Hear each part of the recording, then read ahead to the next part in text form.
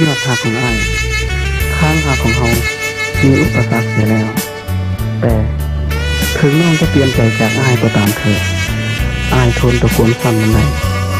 ขอสิ่งเดียวน้องจะให้คนเป็นมิตรแก่อ้ายก็พอ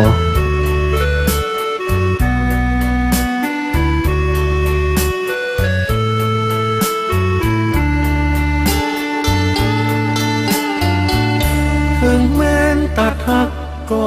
อย่าเกลียดกันถึงตัดสัมพันธ์ขออย่าแหนงนายให้ความเป็นมิตรสถิตแน่นให้ความลึงแก่นต่อกันไว้เพราะยังได้อยู่โลกเดียวกันถึงแม้นตัดหักก็อย่าประนาม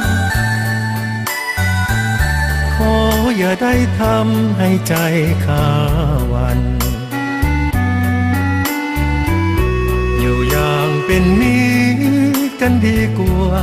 คืนมัวเครื่องโกรธต่อกันนั้นคงพรมโศกสันตลอดไป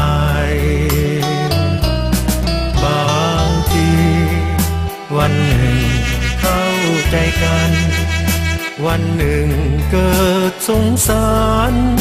วันนั้นคงอายคิดจะคืนคงเกรงใจแหนงสู้เป็นมิตรต่อกันไว้ดีกว่าจะเกลียดชังสูญสิ้นความฮักก็อย่าใจดำ